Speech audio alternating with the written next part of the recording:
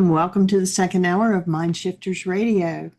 And today is Tuesday, August the 19th, 2025. We welcome you to the show. And Mike will be with us Hi, here. Jeannie. Hey, Hi. how are you? I'm good. Good. I see you've got a little Yeah. boy back there. He's so adorable. Yeah, we got back late Sunday night and we didn't have them yesterday. And so Oh, Ari is in school now, second grade. And so we've got Lincoln all day. And yeah. And when I saw your background, I thought, oh, she's back from vacation. yeah, Yeah. it was a long trip. We left at just a few minutes after 10 on Sunday morning. Our checkout time was 10 o'clock. And we got in at 10:45 p.m. So it was Good. 12 hours driving. Well, we stopped at Costco and picked up, we can't get organic frozen fruit here. So Oh, anytime we nice. get a Good. chance, we stop at Costco and get some. And so we had that and brought it back. And hello, Good. Miss Elaine. I did have something that I wanted to talk about today about the reality management worksheet and Okay. something that came up for me from Sunday's group with Susan. Okay. So I don't know if I should start now, wait for Michael. Let me holler at him, see how much longer he's going to be. Hold on.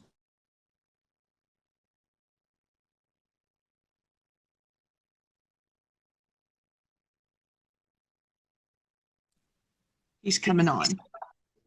Oh, So, great. so which worksheet do you use, the 7-step or the abbreviated or No, which? I use the full Okay. worksheet. Okay. Um, So I'm bringing one up on the computer as I speak. So this is kind of general Okay. in relationship to that. And um, what came up for me on Sunday, which was pretty awesome, and what it kind of had me explore. So When David was doing the worksheet. yeah, exactly. Okay.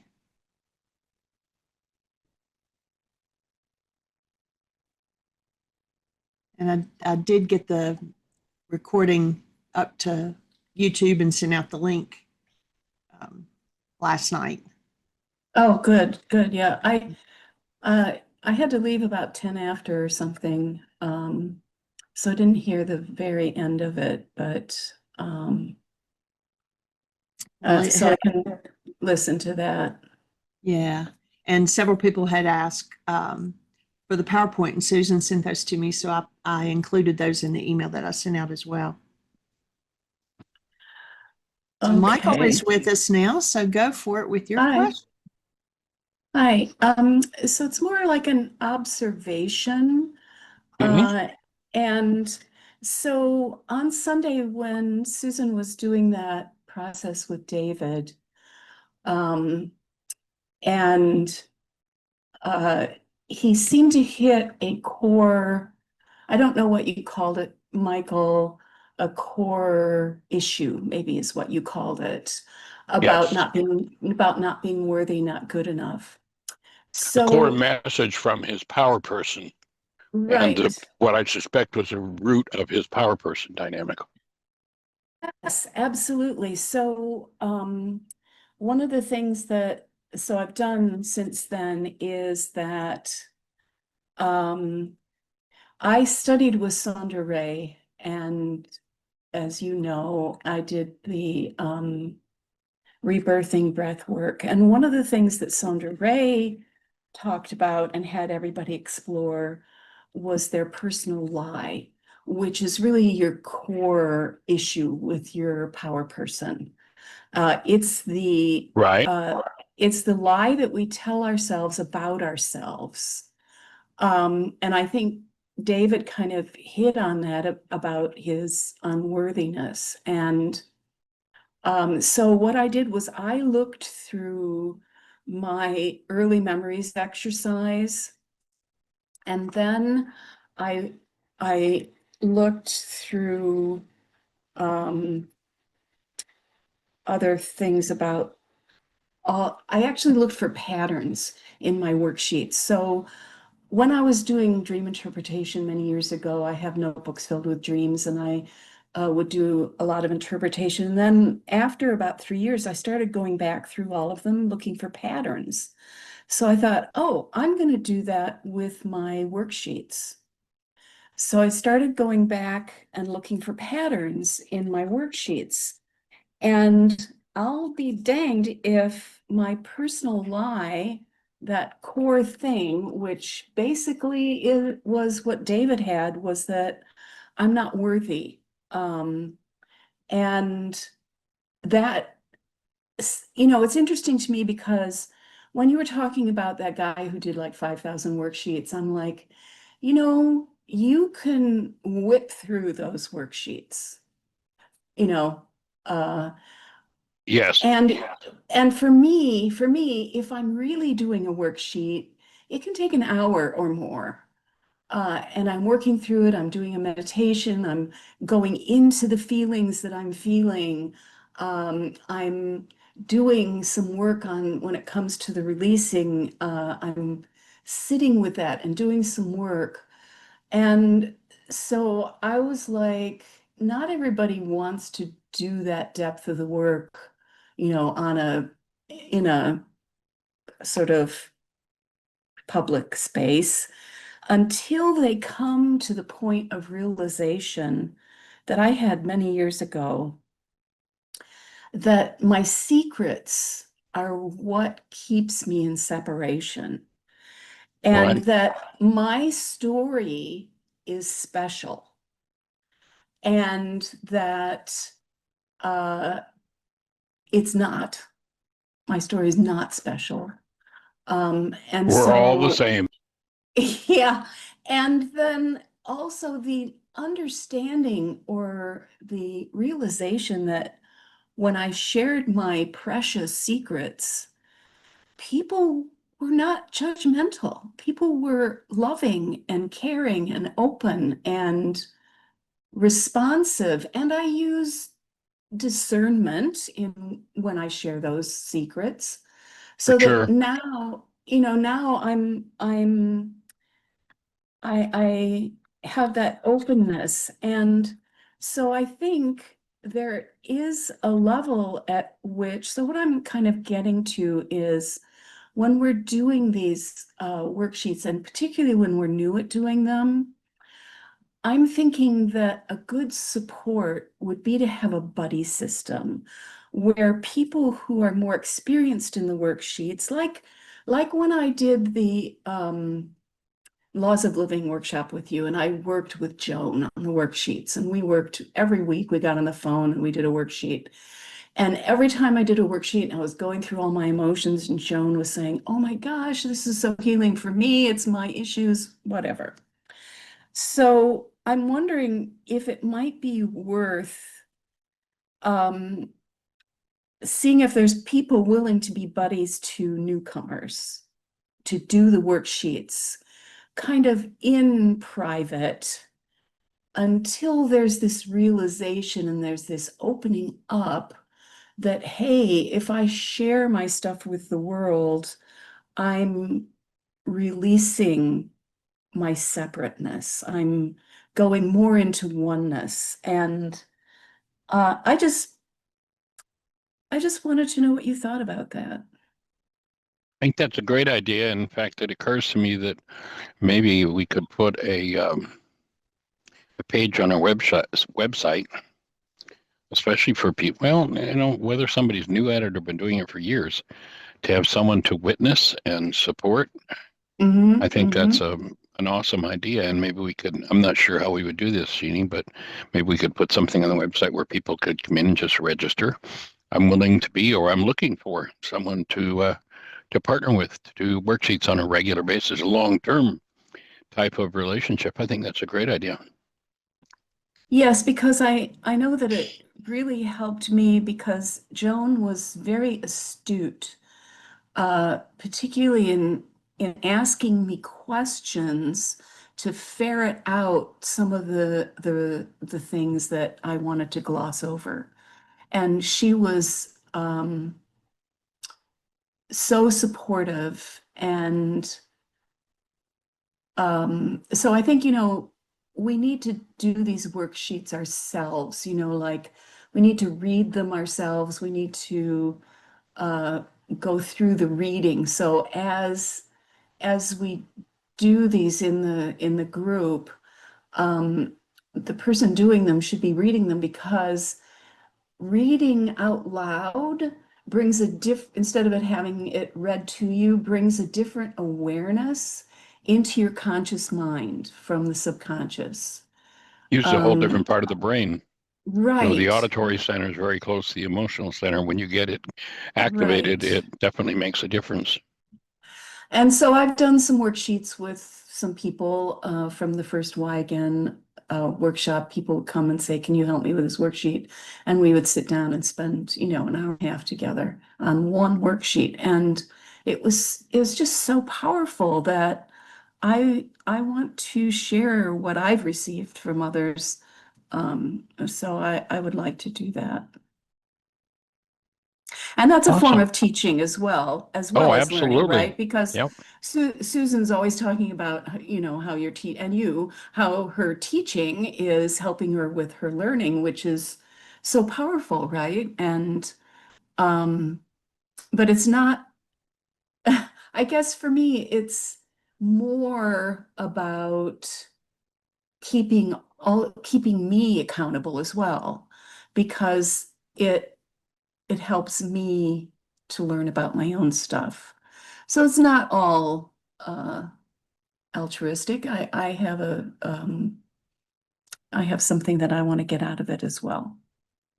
Yeah. Well, if you go back and look at the opening part of my book, most books, when you read the acknowledgments, there are two or three, mom, dad, whatever, two or three or four people acknowledge. But for me, I'm really clear this work developed out of insight, questions, and interactions, as the one we've just had is going to probably open a new page on our website.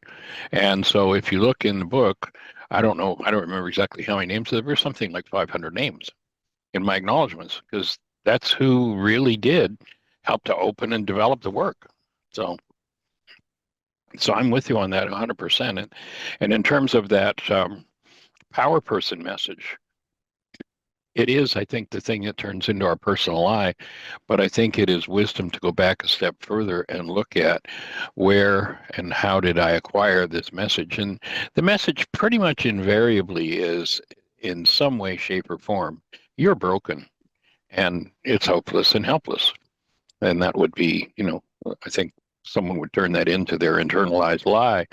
And to really get to the next level of dealing with that, that's why we have the what is now a 19-page Power Person Worksheet. So I'd suggest that some of those things that you're seeing as your personal law is, I think that's what Sandra used to call it too, personal law, personal lie.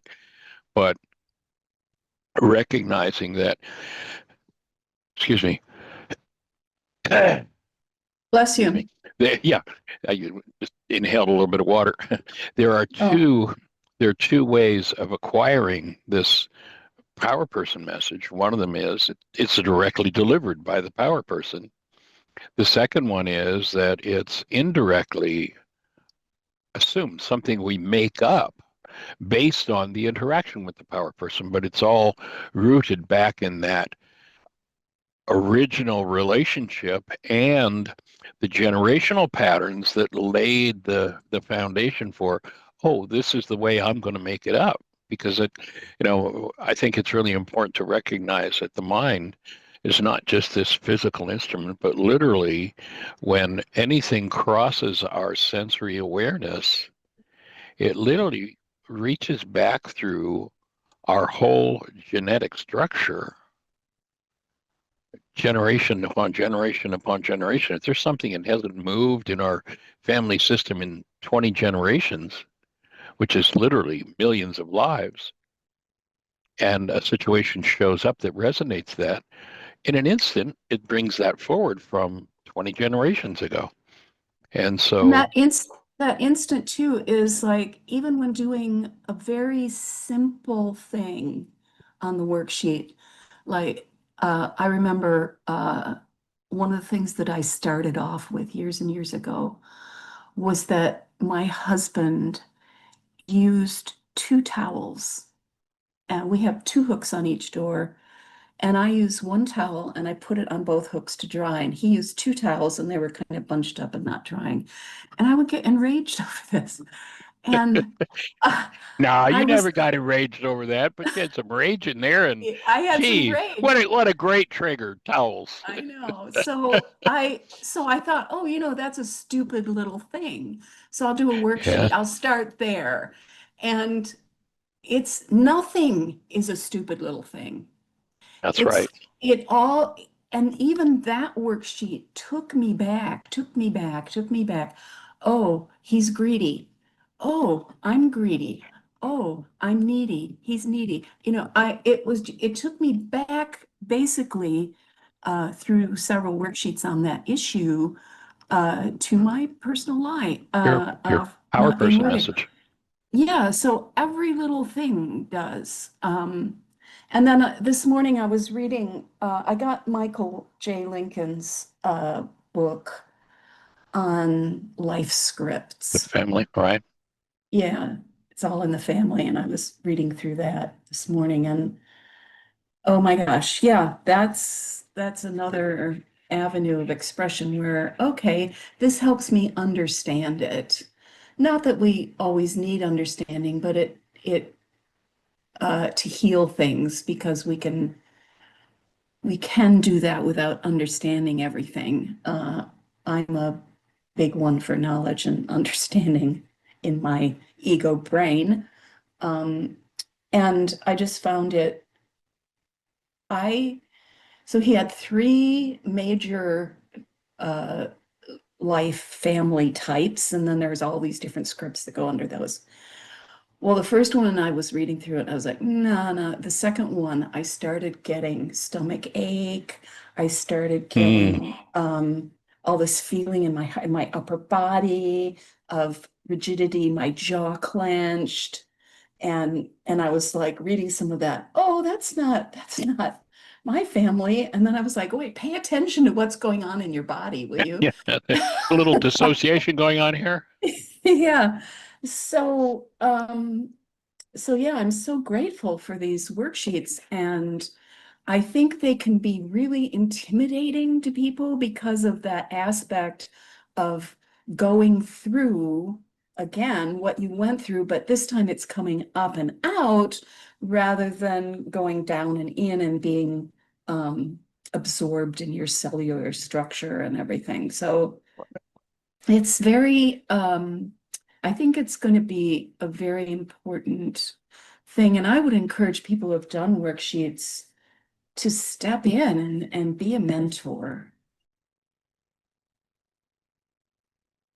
Yeah, the gifts are just beyond comprehension.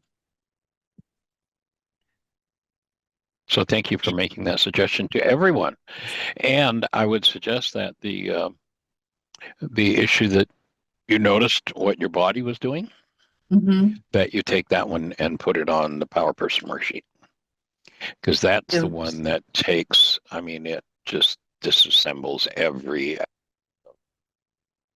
what it takes. You realize, to me, when I realize that nothing that I think I see looks anything like the way I see it, that my mind creates this detailed picture. So, I mean, right down to there's a television sitting in front of me and it's on, with the screensavers going, so the word Samsung's bouncing around the screen. And my brain generates that whole image.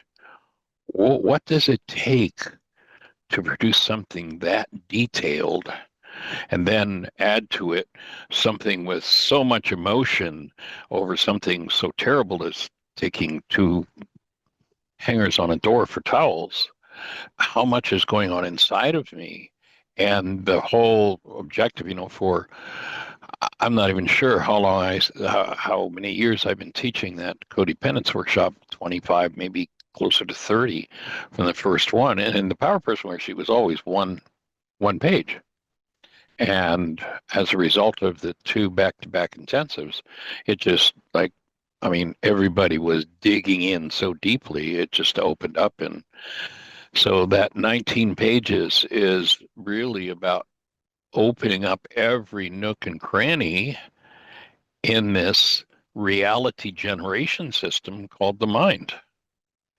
And removing, physiology, when you go to the opening words in the book of John, and I was planning to review this today anyway, the opening words in the book of John were told, say, in the beginning was the Word, and the Word became flesh. But in Aramaic, what it says is, in the beginning was the mind energy, and the mind energy became flesh. Or an alternative translation to that is, in the beginning was the willed action, and the willed action became literally our physiology. And then you take Bruce Lipton's work, and what he's showing us is that when we think a thought, the thought becomes a neuropeptide, a literal molecule in our structure. It circulates around and finds a cell with a receptor site that matches. It lands on the receptor site and inserts itself in the cell. And if we were sitting inside the cell, watching that thought come into the cell, what we would see with our senses, what we call chemistry. So thought becoming chemistry, and my offering would be what you were touching into. My stomach, this is going on. This is, you're literally starting to feel the impact of the energies you have stored there. And to me, one of the skills that Yeshua invites us to develop is the ability to reverse that whole process of thoughts becoming neuropeptides, becoming chemistry in the cell, either uplifting the cell or destroying the cell.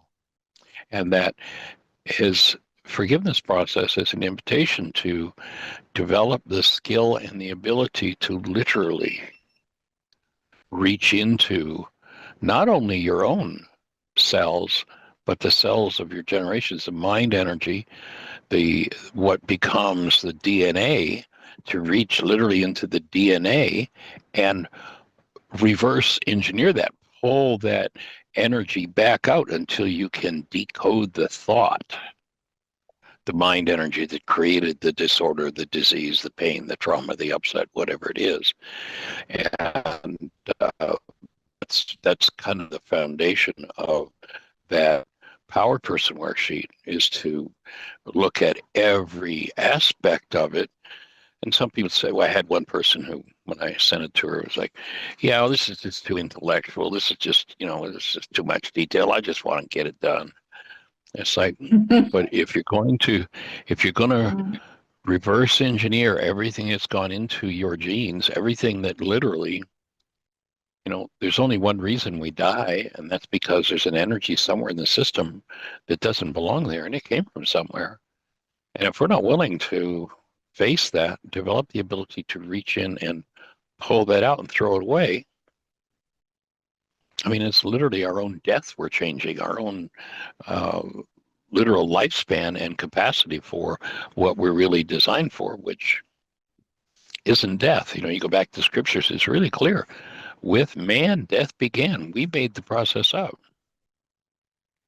And my offering is that goes right down to the animals. If you read in the research or the reports from some of the indigenous cultures, they don't report animals dying. They report, that they would see this animal running through the forest, and the animal would just disappear. Transmute was what I hear them describing.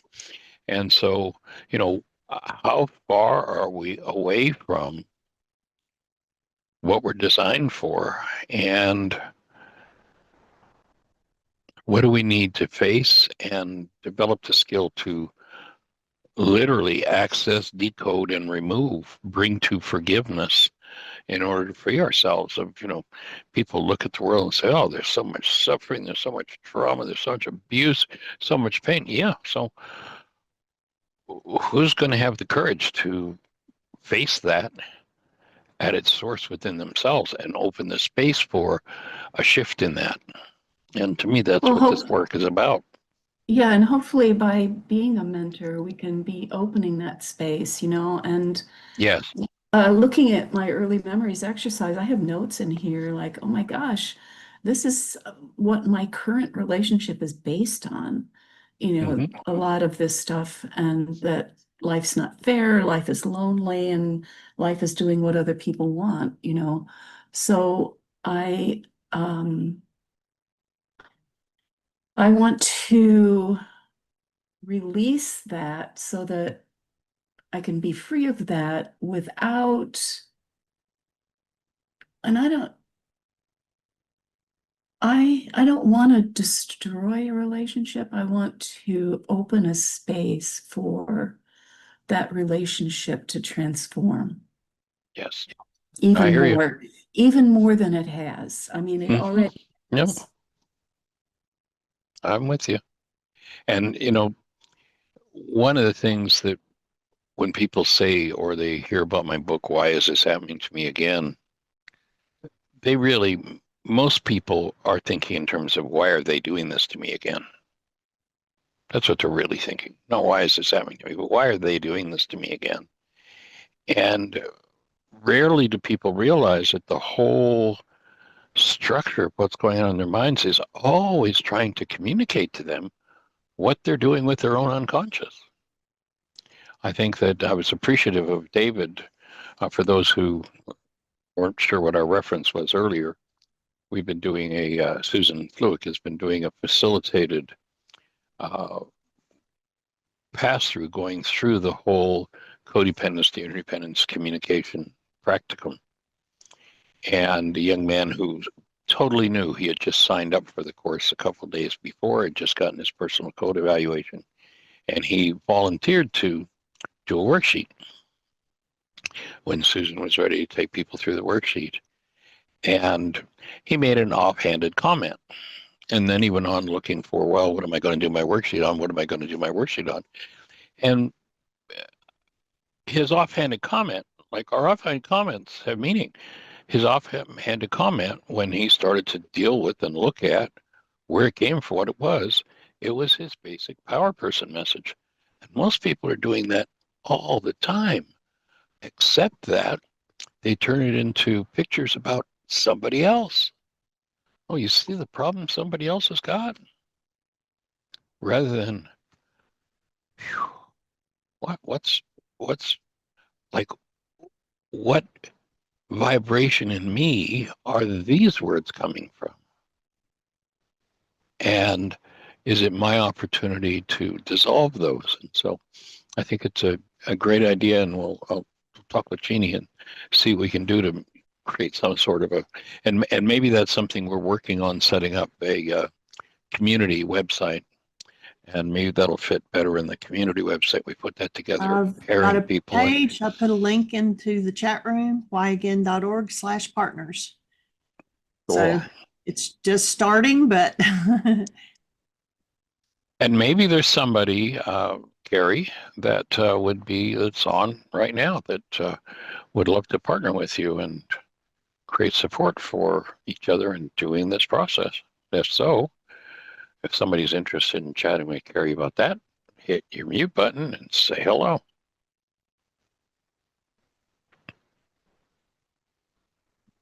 And I'm with you 100%, Gary. It's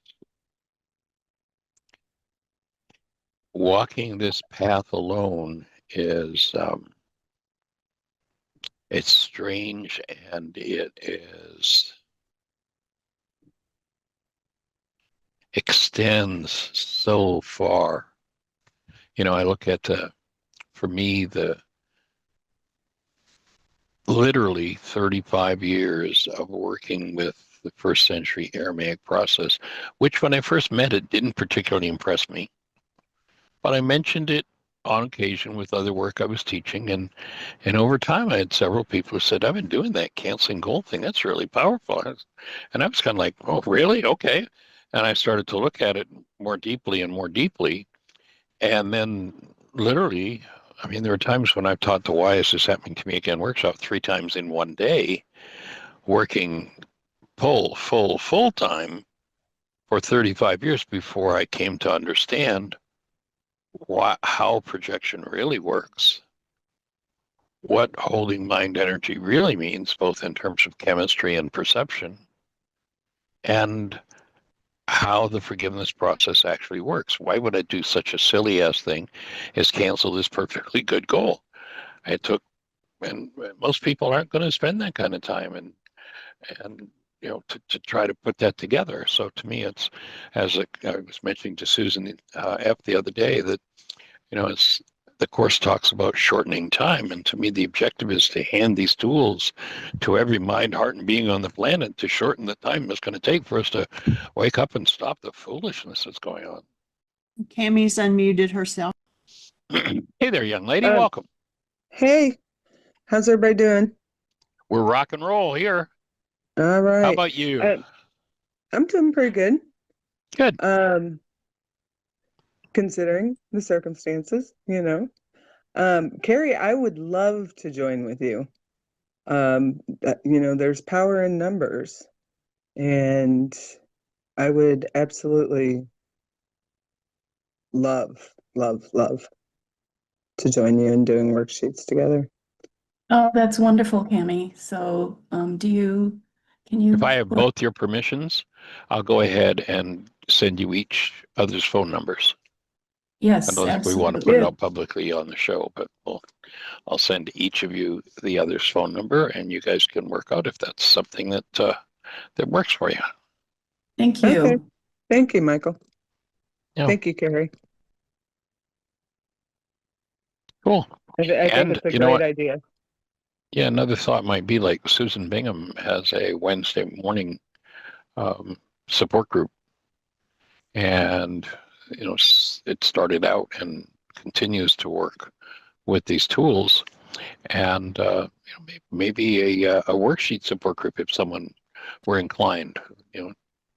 Might be another thing for someone to jump in on and create a Zoom class around doing worksheets together. So there are many, and that's kind of part of the vision of we recently bought this course website, which we're still building the brain cells for. And as soon as that gets operational, I think I shared the other day that I had asked for input on the name of the that we're going to give the community, and I think it's going to be the team that changed the world.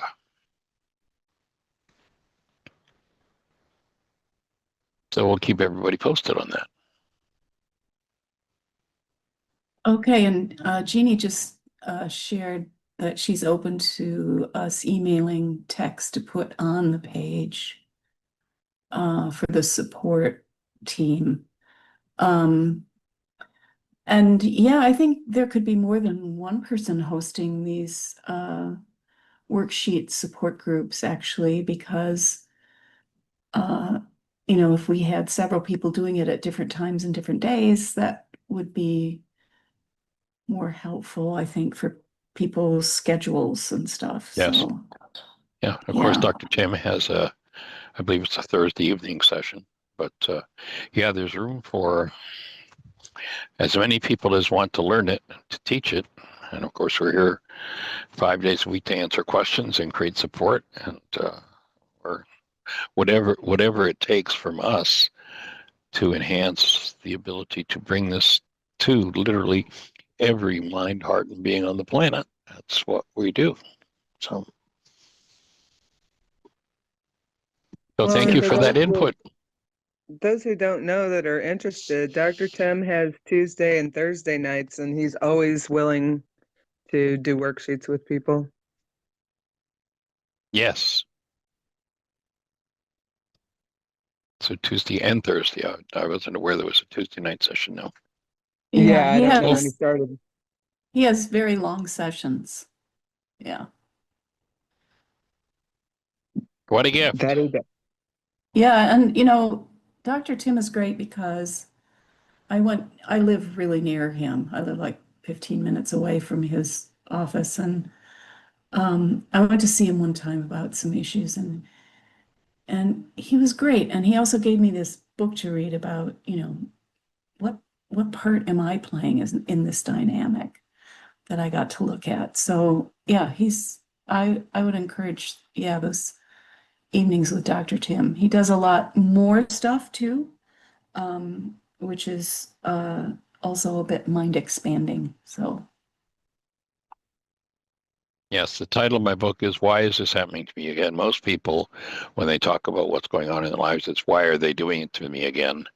And what needs to be transformed it all needs to be transformed into is why am I doing this to myself again? Because there's no such thing as something showing up in our lives that we're not a participant in.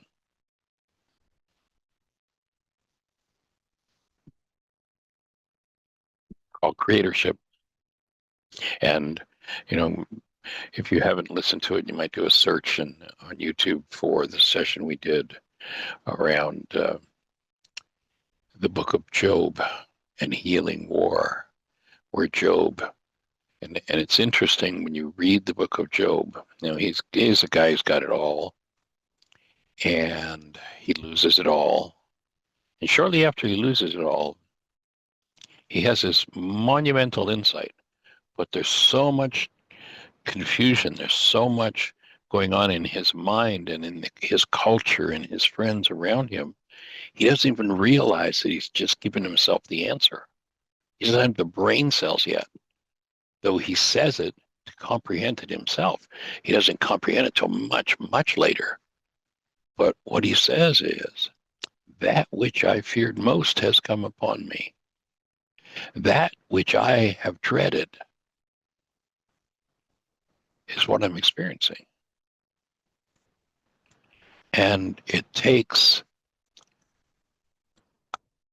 a significant amount of work to collapse the lies the mind tells sufficiently to start to even comprehend that under all that blame, all that absolute perfect knowledge that everybody else is the problem in my life, it takes a significant amount of collapse perception to start to get the insight that, maybe I'm involved. Maybe it isn't all them.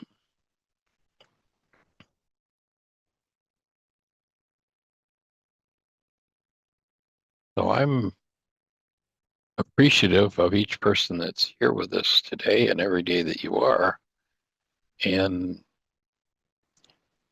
each one that does their own personal work and develops a skill that's, in the normal world, virtually unheard of. Virtually unheard of. But I mean, I'm involved. I'm doing. I've got something to do with these people doing all these things to me. Nah, couldn't be. Yeah. It's called creatorship. That which you fear most, that mind energy will literally become to visit you until you choose to forgive it. And unfortunately, there's this big snag in the culture of, you just let them off the hook for what they've done to you. Please, please never forgive anybody ever for anything. And many people say, oh, that's right. Yes, I have to forgive myself. No, please never even attempt to forgive yourself for anything. Oh, Michael, I thought this work was about forgiveness. Yes, it is about forgiveness. And forgiveness has nothing to do with anybody else. It has to do with collapsing the constructs of your own mind, accessing the dissociated mind energy that's hidden underneath it, that at the same time as that energetic eminence from brain cells is producing this picture world that you think is out there, that same energy that becomes the picture, the construct, and the why is this happening to me again from your mind is also literally emanating a high energy wave into the world that brings that experience to you. It's been a while since I've talked about Marcel Vogel, but way back, 40 or so years ago, I used to keynote at a conference called Global Science. Bless Dean Sonier's heart. He worked hard. He was a gentleman in Colorado who ran that conference for years till he passed. And one year, one of the other guest speakers was Marcel Vogel, who was a 23-year senior scientist from IBM. Marcel's the guy who, while working for IBM, invented the magnetic coding that allows your hard drive to operate.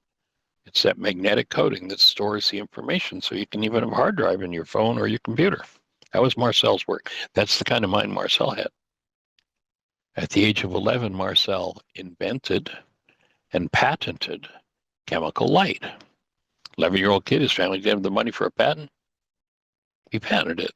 Chemical light. You go to a football game and they have a light stick, and there's a plastic tube, and inside of it there's some other substance, but there are two tubes. You bend them and you break them, and the chemicals mix, and you get light. That was Marcel's invention. 11. His presentation at the Global Science Conference that year was to bring a whole series of photographs that he had taken with what's called a Delaware camera. And a Delaware camera is a camera that has in front of the aperture a tuning mechanism, so you can tune what frequencies the camera can receive. The upshot of that being, what he showed, the main pictures that he came to show us, was here is the actual picture of the high energy wave that leaves the mind when you think a thought. That every thought, every piece of mind energy that moves in you, not only moves in your cells, not only moves in your mind, but sets up a literal high energy wave that communicates to all the world exactly what cooperation you need in your creative process.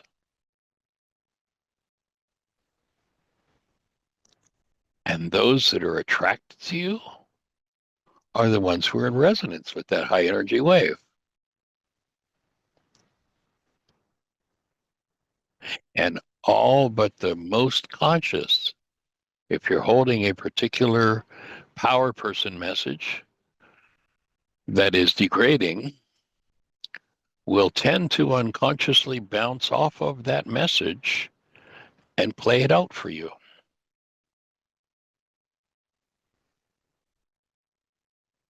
They will unconsciously. Let's ask the question: has anybody ever gone into somebody's space totally committed to being loving, nurturing, and caring, and all of a sudden something clicks in you and you're functioning like a mad banshee? What happened? Literally, that high energy wave, when you came deeply enough into the field of that wave, resonated your mad banshee. Now, I've had people who've heard me tell that story and say, yeah, there you go. See, it's your fault there's mad banshees here.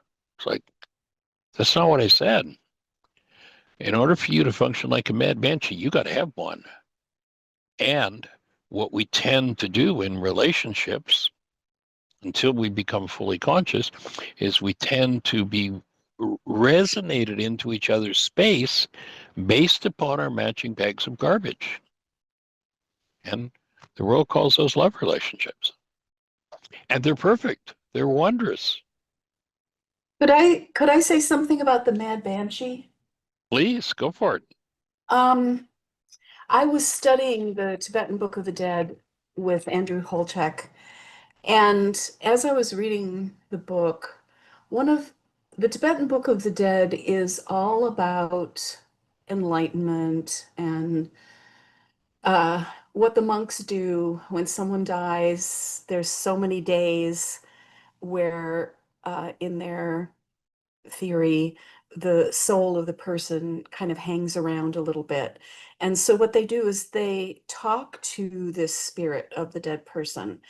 And there's a couple of things that they tell them. One is certain lights to avoid and certain lights to go towards. But the main thing that really struck me was they said, in this state, you will have monsters coming at you, these horrible monsters. Don't be afraid, because these monsters are an aspect of you. And if you embrace and love them, they will not hurt you. They will just be uh, dissipated.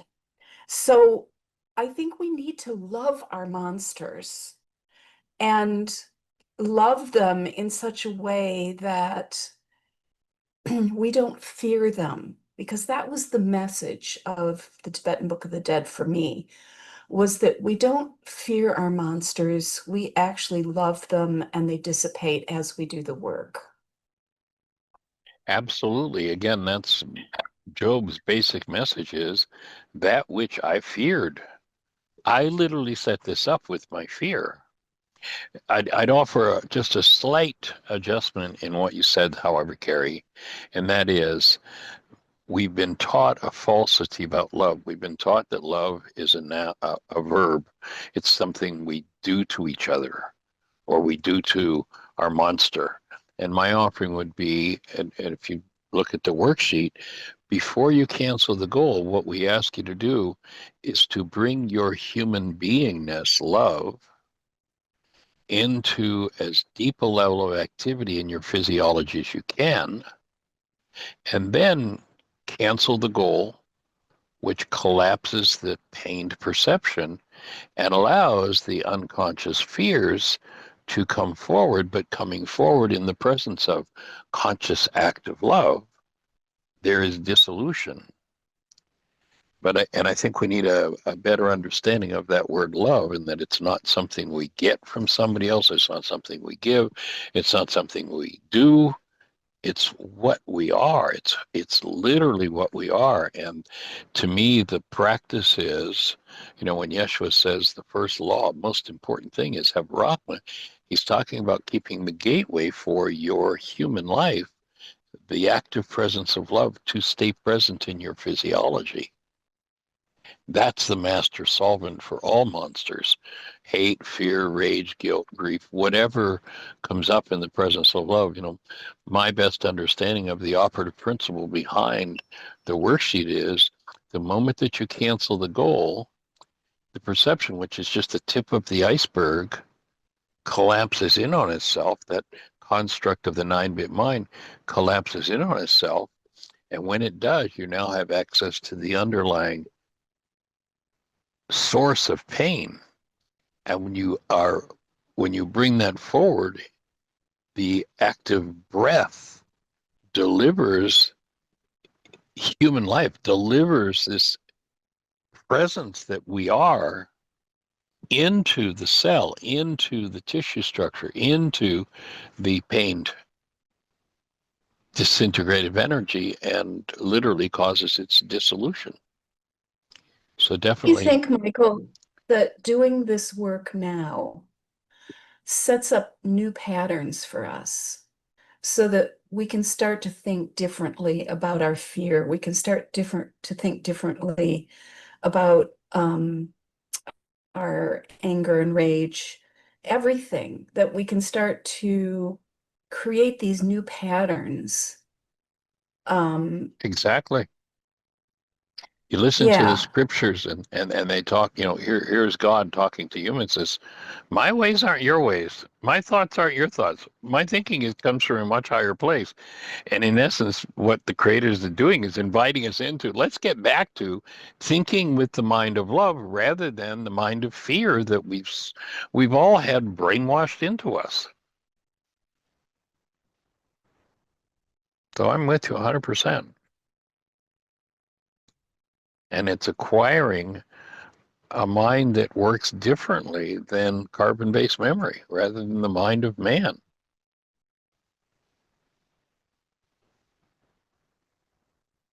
And all you have to do is make a space for it. How do you do that? You cancel a goal, collapse perception. Now you've left, quite literally, as the Course in Miracles speaks of, clean and open space within your mind for the mind of Christ to come, for the active mind of love to enter your physiology. So you you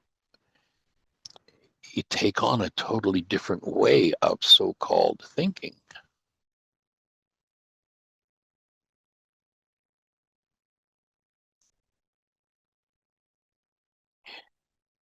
And that means that you give up the human ways of thinking. They're just There's no appeal because they're silly compared to functioning literally from the mind of the creator, the mind. Activity brought about by the presence of love.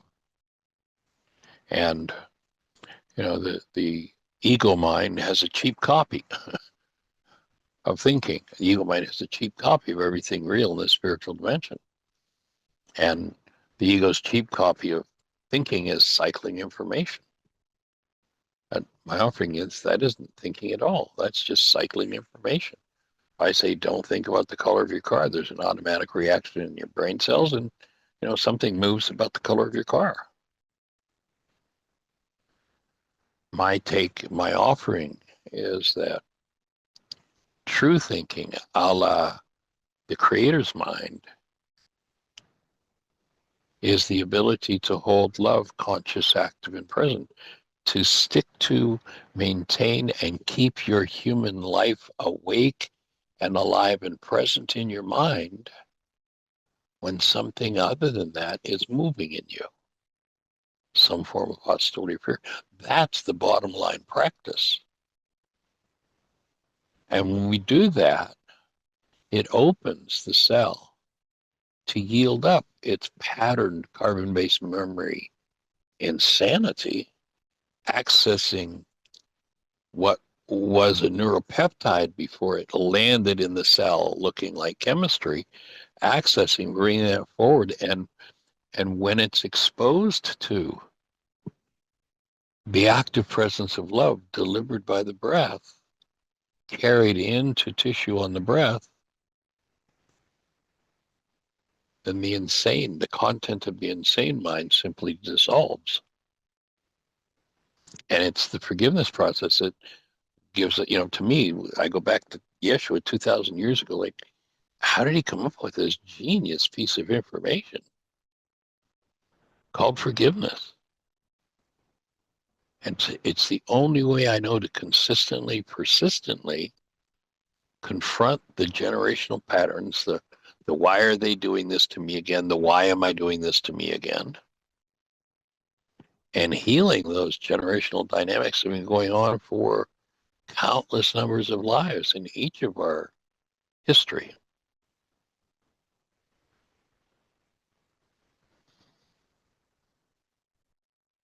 And it's a practice.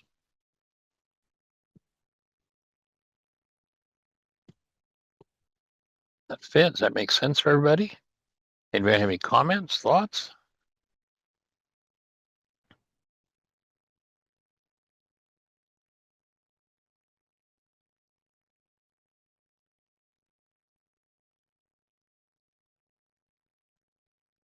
And the bottom line of how it's done, Course in Miracles says it as precisely as you'll find it in the Aramaic.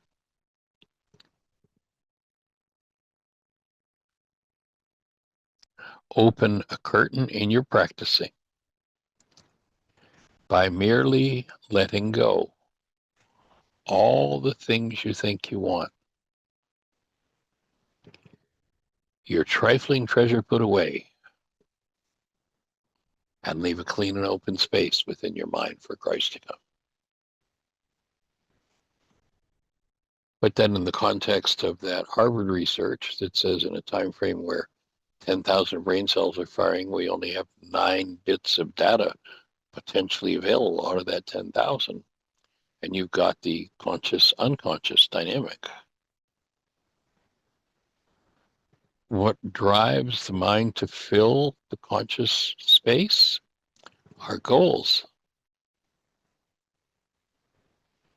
Cancel the goal. What drives that process removed causes that construct to collapse. Insert here Carl Jung's powerful insight: until the unconscious becomes conscious, it will direct your life and you will call it fate. Collapsed perception means I get to drop into my own unconscious. Now the unconscious is conscious. And if I did the step properly in step 4 in the worksheet, I brought love present. So now the dissolution of that unconscious dynamic is mine. That's forgiveness. How long does it take?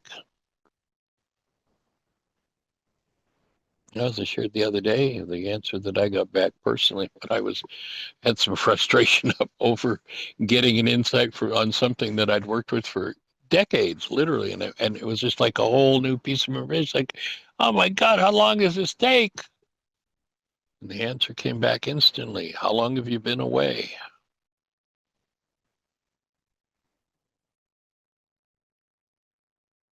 How committed are you to your perception? And how committed are you to uncovering the patterns that have led to the patterns that run your life?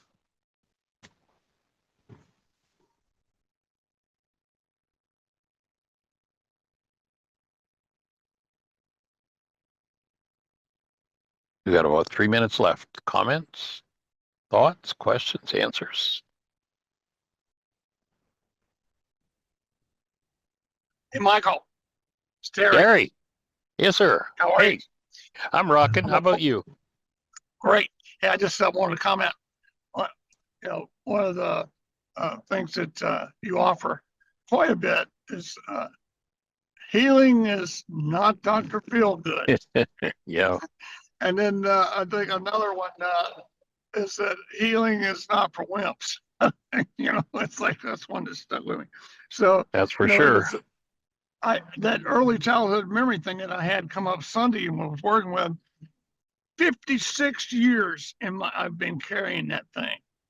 And I thought I had really worked through it. No, and then, man, it comes around in another whole level and just more powerful. But I felt so good and hopeful afterwards because with that big of an injury release, that means that's how much of that crap I had crammed down in myself still after 56 years, And how long have you been away?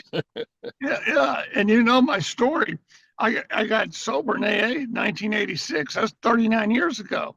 And it's taken me a lot of work now. And the 4th step was the first part of the process. And uncovering all the layers, and then 7 psychologists, a psychiatrist, all the workshops.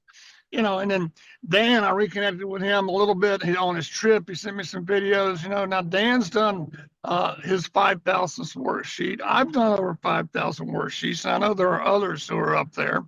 Well, it's like, why do we keep doing these things? It's like, where's the end? There is no end. There's no end while we're here. That's not what I accepted to myself. It's like, okay, whatever comes up, you gotta do it. Now, granted, I'll get to another level and I'll take off for a while, as you know, and then not have to roam through hell for a while before I come back. And then you say you used to do that? Yeah, I used to do that. And yeah. And every time it's like, wow, why has this happened to me again? Or why hasn't this been happening to me again? Would be the better question. Why haven't I been doing this? So thank you, buddy. I know we're out of time. I want to share that. But there's one little other piece that like my father was a violent sociopathic alcoholic, just horrible. And then mom was not an alcoholic, but she was sober, but it was, she had her own stuff. So second wife, she experienced horrors of an alcoholic family, right? And to the point that she came home to her dad had committed suicide on the front porch, and she came home to that horrible trauma. So she and I have been able to maintain a relationship because of children. And she said something a few weeks ago that's like, one of the things that attracted me to you was you were the first person I ever met that had a worse childhood than I did. And I was like, wait a minute. I was in denial about that, and for talk about matching bags of garbage, but for us to both come together after all those years and be able to, when she said that, I could just feel something crack in me and open up, So with all that said, the moral of the story is keep on doing it. Yeah. Right on. That's the message. Thanks for keeping on. Hey, Thanks for picking up the ball and carrying it. So Yeah, I just love how much you grow every time I get back around. How much progress you make. It's amazing. smoke and mirrors. Smoke and mirrors. It's your mind you're looking at. Yeah, I love you guys. All right. Appreciate you. Everybody, thanks for joining us. Pass a link to this along if it's meaningful to you, and blessings. Bye-bye. Bye bye.